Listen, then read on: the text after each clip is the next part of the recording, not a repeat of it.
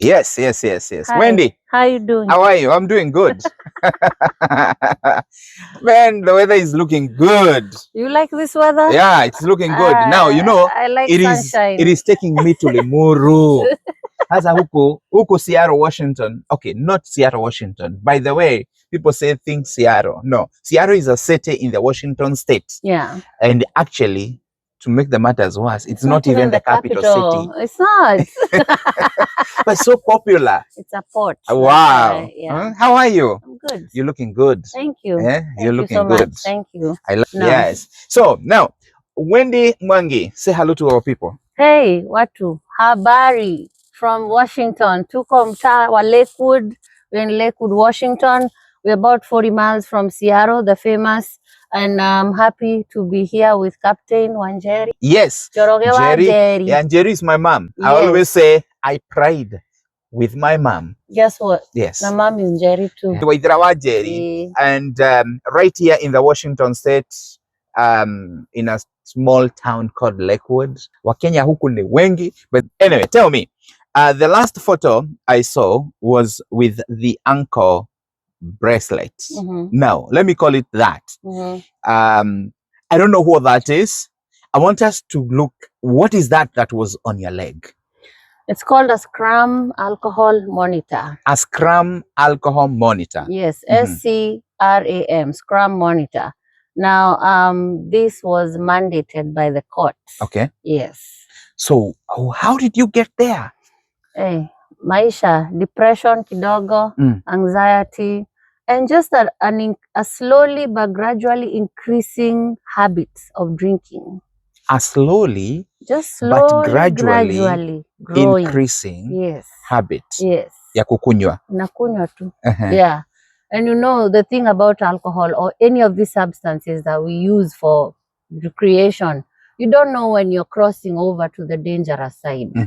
You can tell when it's too late, when it's already too late. But when you slowly, gradually, like me, I thought it was just something normal. I mean, the hospitality industry, hakuna hoteli utaenda upate hakuna bar. Yeah. So it was just like a habit, and it continued and it grew, and then life was happening. At some point in my life, you know, at the end of the day, life has ups and downs. And I think during my down moments, I relied on alcohol so much as a coping mechanism. And so things went haywire. And one day I caught myself in crosshairs with the law. I got pulled over for a DUI. You got pulled over? Yes. Yeah, it's quite a story. I always see people getting the so many colored lights behind you. Oh, it's a nightmare. Oh, Jesus. It's a nightmare. It's a nightmare. In fact, when it was happening, I didn't think it was me. Because, you know, I'm drunk, I'm intoxicated, it's Friday. I'm thinking, couldn't be me. In fact, it did not hit me for a good, I want to say this trooper chased me down for a few miles. Yes, without my knowledge. You were not serious? Oh yeah, I was. You're all the way from Seattle. I think he caught up with me at Wapato Bridge, which is right there as you're exiting, coming into Tacoma area from Federal Way. Federal Way. From Seattle. From Seattle? Yes. All the way on I-5. On I-5, yes. I was cruising my way all the way. Now the problem is I was too intoxicated, and I was all of a sudden, unajua pombe, you always find yourself needing to use the bathroom. So I started weaving in traffic, and I was weaving, and someone, another motorist, called the attention of a trooper ahead and said, hey, there's a vehicle over here that's being driven erratically. And they were on me. From there, one trooper to another, there's a vehicle. I'm being described exactly what I'm driving, the color of my vehicle, the plate numbers, everything. It's being driven by a female. Whoever reported me, of course, in traffic, they were able to take a glimpse of who was driving. Wow. And that's how I got caught up with at Wapato Bridge. Pale Federal Way ukiingia Tacoma, right there. You'll never forget it. Oh, man. It's an experience like no other. Unfortunately, not a good experience. But I was lucky because the trooper that pulled me over was a human. He was human with me. As much as he was doing his job, he treated me like folk. And for that, I'm always grateful. Yeah. Yes. Wow. So he tells you, hey, ma'am. Well, I saw the lights. That was my heads up. Hey, I was like, these lights, you know, pale kwa rear view, unaona, these lights, they're very consistent. And it hit me because I'm intoxicated. It was a moment of, oh, it's me. He's following me. So I pulled over. I was not trying to be the one they chased down the freeway. It was not even possible for a chase down because there was so much traffic. Yeah. So he pulled me over. And naturally, when they pull you over, you're not supposed to do any abrupt movements. Yeah, they'll shoot you. Don't step out of the vehicle ovyo. Don't lean and look into the glove box. Don't do anything that will make them think you're pulling out a weapon. So I sat still, and he walked to the vehicle, the driver's side, and he summoned me to step outside. Of course. You know, that moment was like my heart dropped into my stomach. Ay, wapi. Kwani ulikuwa umekunywa ngapi? Diarrhea kilo, by the way. Kwani how much had you taken? I blew quite a hefty number. Believe it or not, the alcohol limit in the US, and let me talk about Washington, is 0.08. It's called the blood alcohol content. It's supposed to be 0.08. On the breathalyzer. On the breathalyzer. I blew a hefty 0.23. 0.23. That is from 0.08, 10, 15, 20. Almost, 3. yes. Oh God. Yeah. I was there. I was way up there. In fact, the way I was interacting with this trooper, to this day, I wonder, what was wrong with me? What if he turned out to be a bad person? You know, there's good officers and there's So this was a great officer. He was great.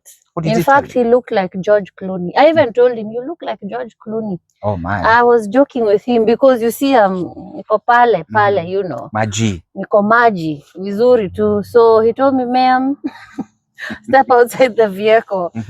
And I told him, you know, can I reach for, he said, don't reach for anything. I wanted my cell phone. I was like, it's okay, I'll grab whatever you need, but I need you to just step out the vehicle. And at the time I was driving an SUV, something similar to this. I stepped outside, almost falling over in the freeway. Oh, I was just that drunk. Oh, God. And he said, wow, how did you even get here? I said, I have a cruise button on my car. Oh, God. He started laughing. He has never gotten such a response. You have a cruise button. Is that right? And I said, yes. So, do you know why I pulled you over? I said, I can imagine, you know, I must have been driving some kind of way because honestly, I would like to use the bathroom. And up to this moment, I've been able to access a bathroom. So yeah, I was driving in a serpentine manner. Serpentine ni weaving hivi, unaingia kama nyoka, unaingia watu, you know, typical behavior. So he was like, are you able to do a sobriety test? Are you able to do a few things? You know, he first started with this. You know, are you able to focus? My eyes were bloodshot, they were watery, all the signs of someone who's really intoxicated. The next test was walking a straight line. Kukanyanga yellow line, straight. I couldn't do it. I was supporting myself. And he was like, no, I don't need you to support. I need you to just be without support. Can you do it? I was like, no, obviously not. He was like, well, you know what comes after? I said, no, I don't. He was like, well, can I see your license and registration? Now, on this day, I did not have my wallet on me. So he told me, I need your license and registration. I told him, don't ask. What do you mean, don't ask? Just don't ask for. I don't have them.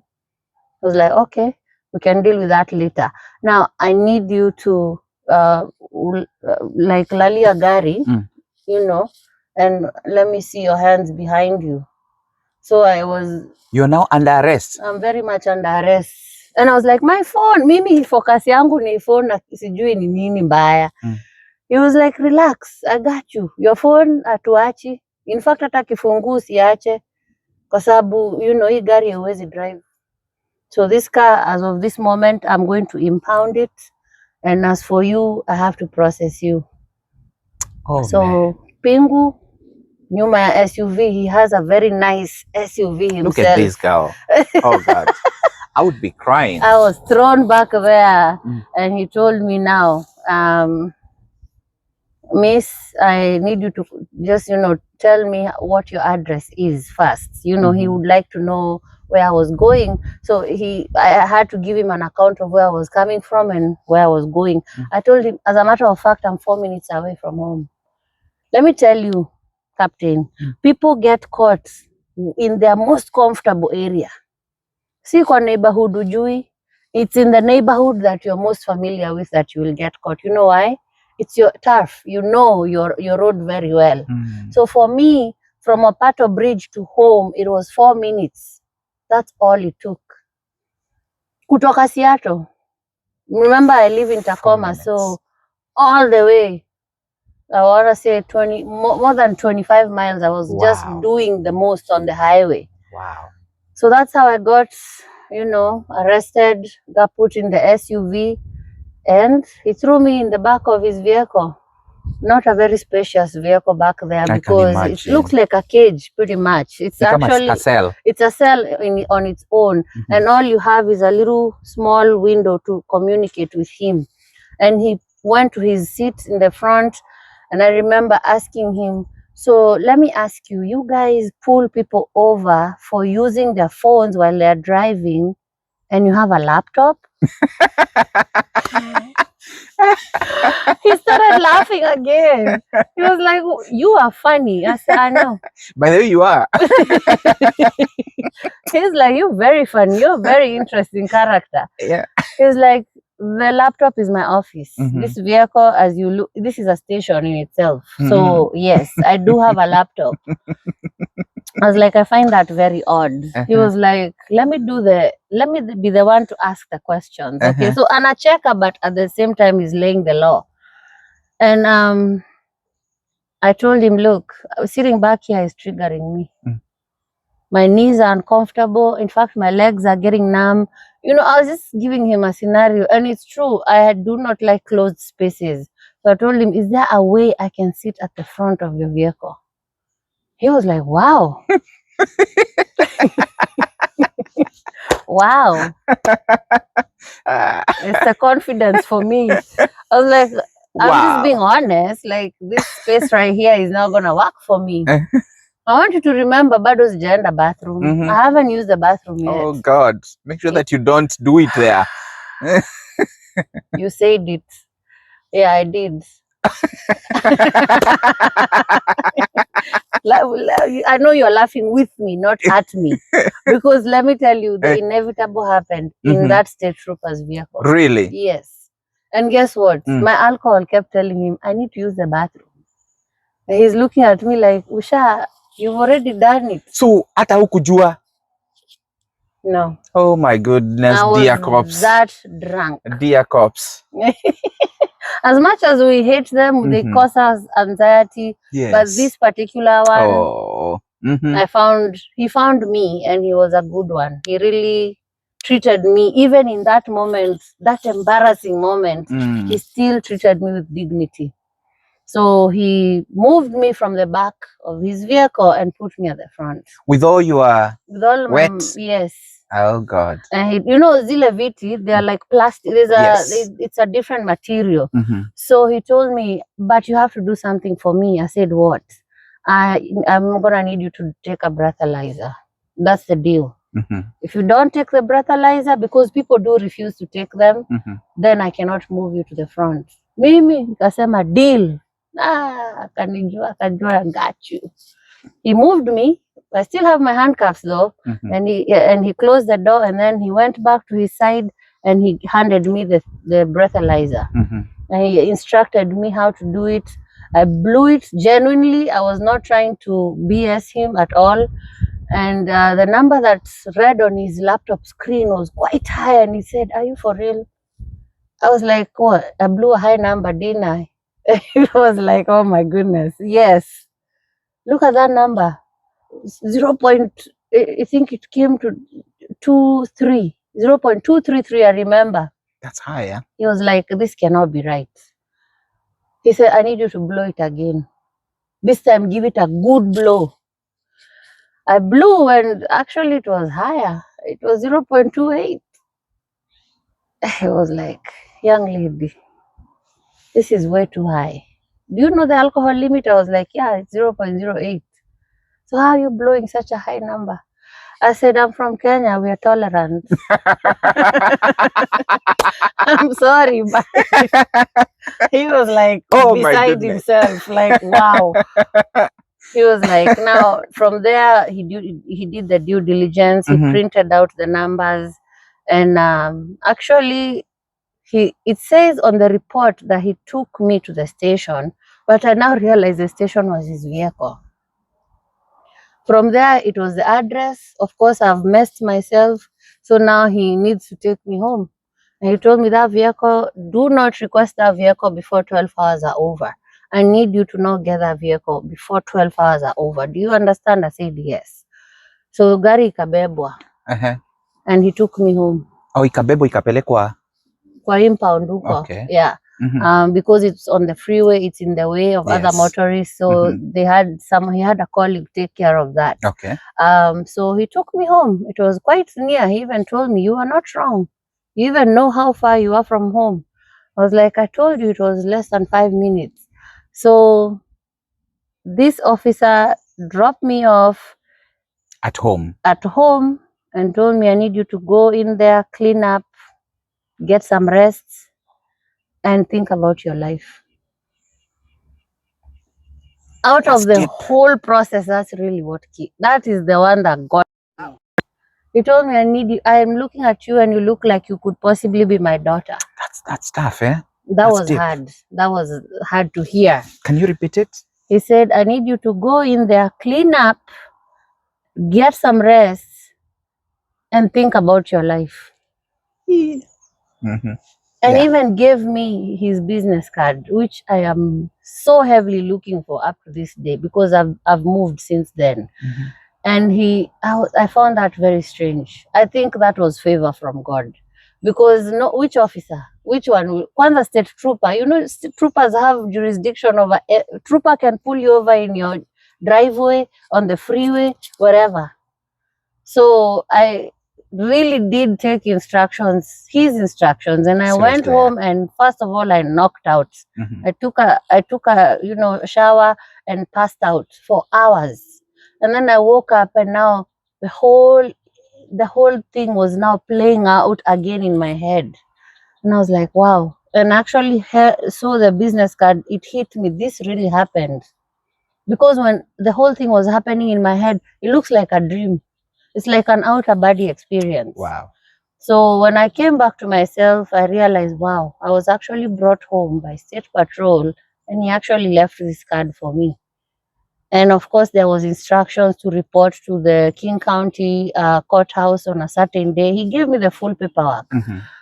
And then from there, it was a whole new process. I entered new territory. Yeah. So this was on the 5th. On the 5th of June. No, it was 17th March. Last year. 2023. 2020. Yeah. And let me tell you something magical. This guy actually left me with a warning. It was not an actual DUI. It was a warning with the implication of a DUI. So everything I did, he warned me. He said, tafadhali, let's not catch you again driving drunk. Wow. This is 17th March 2023. So I did report to court, and then from there a case was, opened, just, for follow-up. 3 months later, niko pale at a very popular joint pale Federal Way. I'm not gonna put names on here, but I think you know which one I'm talking about. And in another drunken stupor, I had my car there, but I stopped there to get something to eat. But I was already drinking in the car. And You were already drinking in the car? I always had a drink in the car. Always. For years, I've always had a drink in the car. And you know it is illegal. And it is very illegal. Please don't do that. Yeah. So normally you're supposed to carry your alcoholic drinks in the trunk. Yes. So that you don't have access. Yeah. So you don't want even an empty can in the cabin of your vehicle because that's open container. Yeah. That's a whole other offense. So this is 3 months later, 5th of June. And I go into this joint to get some food. It's on a Monday. It's at around 12. And I'm very drunk. I'm off from work and I decide, okay, let me go get something, you know. And I went there, and while I'm inside waiting for my food, I decide, why have I parked my vehicle next to a dumpster? I need to move my car. The devil. See, at hapo kwa dumpster, there was no parking. The parking was, I had parked my car very nicely. In fact, I was facing out, like when it was time to go, it would be a quick exit. I don't know what devil was talking to me in my head. I went and moved the vehicle. And where I was aiming to move the vehicle, I literally rammed into someone's car. Dang. A parked vehicle. Oh, God. My head is measuring, but my eyes measurements hazipatani. Because you're already... I'm there again. This is 3 months later. And the person who was the owner of the vehicle came out of that restaurant yelling and screaming, "Umegonga gari yangu." It's a Kenyan. I was like, calm down. You know, everything is just like drama. Yeah, I'm just nonchalant. I'm telling him, actually, don't cause chaos. First of all, we are outside a club. This is a club. The police know this to be a club in nighttime. So stop being chaotic. I hit you from the back. And, you know, naturally, he wanted to check if his car was running. And at that moment, I turn and there's 2 police cars. Oh, God. Oh, God. I was out of luck at that point. Now, remember, that officer, the trooper, told me, let you not be caught again. So that was actually a warning. The only thing he did was suspend my license for 2 months. 2 months. The 2 months did not even end. Shortly after, I got another actual DUI, this time in a parking lot. Very foolish of me. First of all, my car was totaled at that point because I hit this person's car with such impact. And I got arrested in that parking lot with people watching. Kwanza with the parking lot has so many people. Yes. Especially of course, when even they saw from the home. commotion, they came out speaking, "Hey, we take police," you know. Oh. And, you know, there was 2 officers. I remember there was a female and a man. And I refused to talk to the man completely. So I told the guy, respectfully, I'd like to deal with the female officer. He was like, all right. So this time I was actually whisked away and taken to Federal Way. There's a little jail, like a holding cell, right by the municipal court. That's where they processed me. Now, I'm giving them a certain account of how I was going into this place to use the bathroom. And they kept asking me, are you sure that's what you are doing? What were you wearing? Are you wearing the same thing? I was like, I think so, you know. These guys are asking you questions and they have footage. I was waiting for my food and they were like, where is the food? In fact, I left my food there.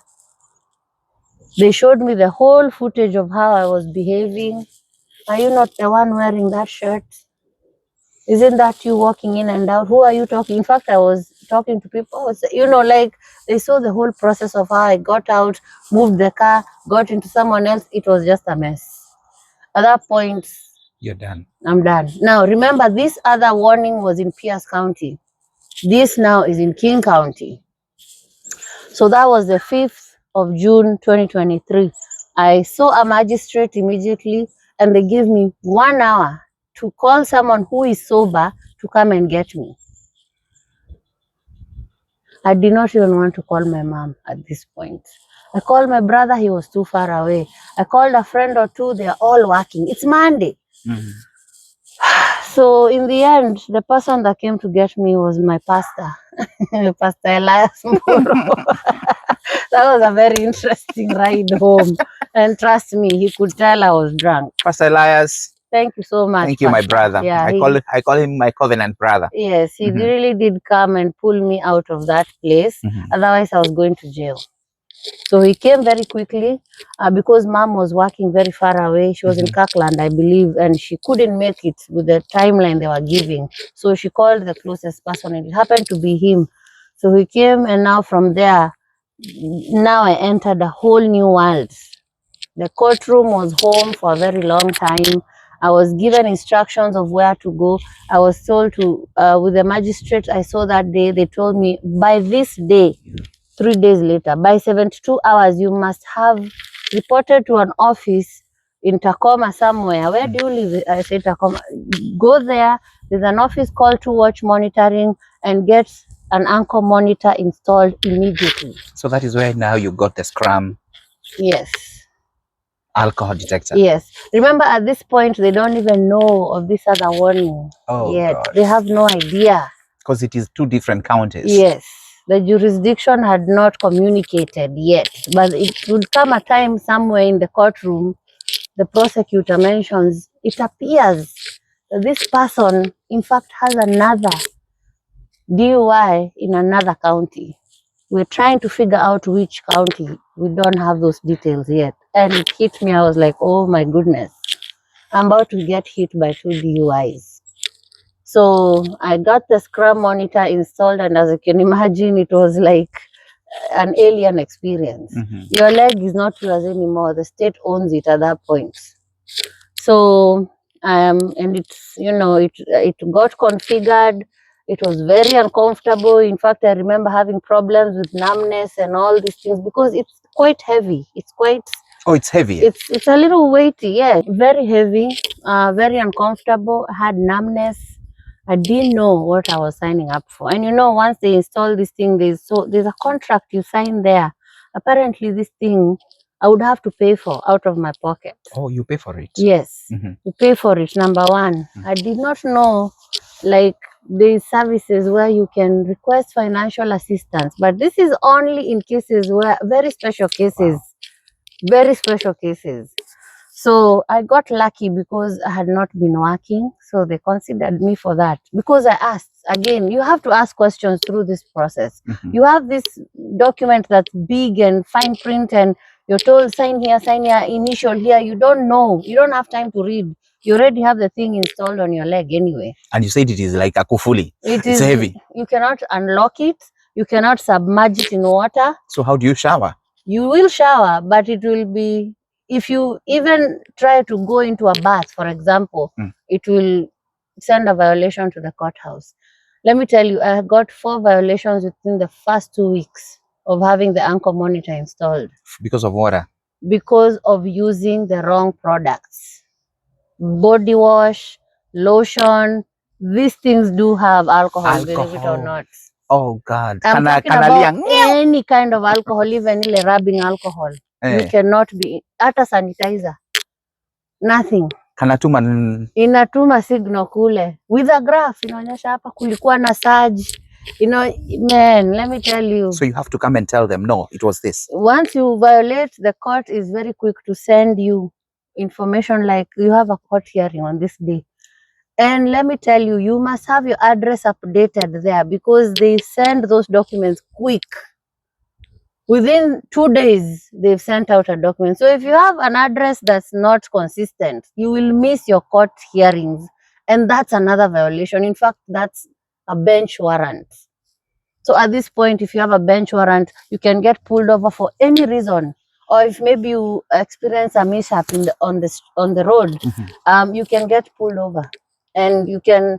If a police officer asks you for identification and they identify you to be someone who has a bench warrant for not showing up in court when you're supposed to, you're going to jail. Man, this is a lot of experience at a very young age. Let me tell you, this one is one for the books. I told you I entered a whole new world. Yeah. So how long did you stay with the anchor monitor? 4 months. And when I went to court, I was assigned, they ask you, do you want to self-represent? Do you have an attorney? or do you want the courthouse to provide you one? Now, I could not afford a lawyer, so I opted for the public defender.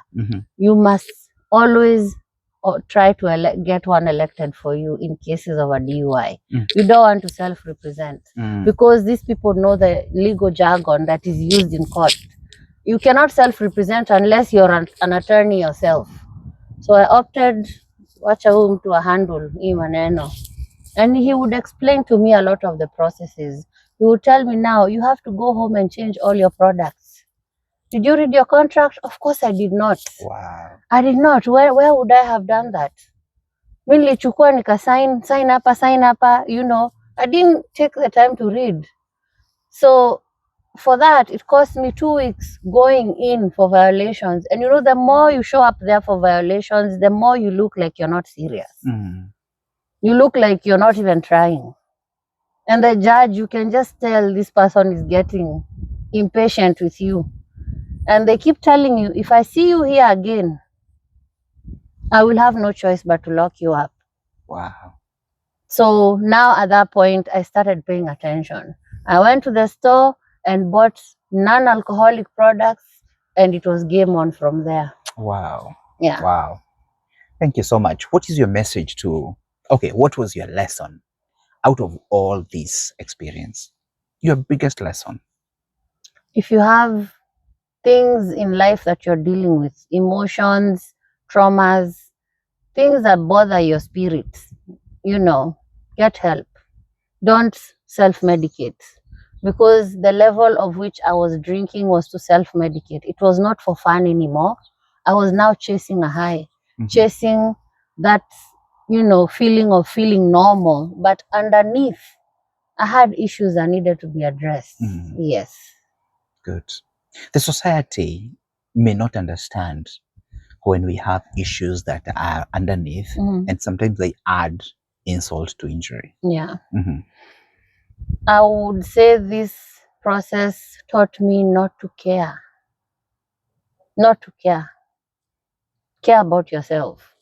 Because whether you do right or whether you do wrong, somebody somewhere will talk. Now you must be loyal to yourself at that point. You must be doing things for the purpose of doing better for yourself. Not worried about who will talk, who will say what. If you're even worried about what society thinks, then you have issues already, because you're looking for outside validation. Very good. Yeah. Now, there's this issue of being a peer educator, and I think I know there will be some questions and remarks that we can be able to follow up after this episode, because I think there's a lot. Our young people need somebody who can mentor them. Our parents also need somebody who can mentor them. Let me tell you, once I entered this world, I realized there's so much we don't know. There's so many resources for free. Again, it's for free. It doesn't cost you. So do you promise me that we can come and, one, maybe talk about the resources for people who are going through, because we have so many people who are going through alcoholism. They're sick, but they don't know. We have so many cases. I saw so many Kenyan names up there in the courthouse. And I even could tell if it's a new case or a continuing case or a case in trial, because those 3 courtrooms represent something different. Do you promise me that we will do we will do as many episodes as you need, because we need to get the message out. Thank you so much. Yeah. You know where I am heading to? Of course. Thank you so much. Go secure that was awesome. Do you have any question for Wendy? You can visit her socials, Munchies Flavors. Or if you type Wendy Mwangi, I will pop up, but the nickname will be Munchies Flavors. Munchies Flavors. Yeah. She was a chef trained at Utalii, and internship was right here in the US. Yeah. So you can imagine she can do whatever you want when it comes to flavors. That's the name of the business. I had started a business. When employment went out the door, I had to get creative. Thank you so much. But that's a story for another day, for sure. We will get back here. Hey, this is the Trumpet of Hope, Captain Joragawa Jerry, together with Wendy Mwangi from the Scrum Alcohol Anchor Monitor to a peer educator right here in the Washington state, remember the big words from the state trooper. Go home, take a rest, and think about your life. Think about your life. Yeah, I know a lot of you need to do that. You are there. Think about your life. Americans bye. Wacha tuende kazi. Sawa, bye. Bye. Thank you so much. Thank you. That was good. Can I go attend to my baby? Oh, yes. Mwambie Trumpet Hope fans watambaia nini? Zawadi kubwa. Kabisa. Sawa. Thank you.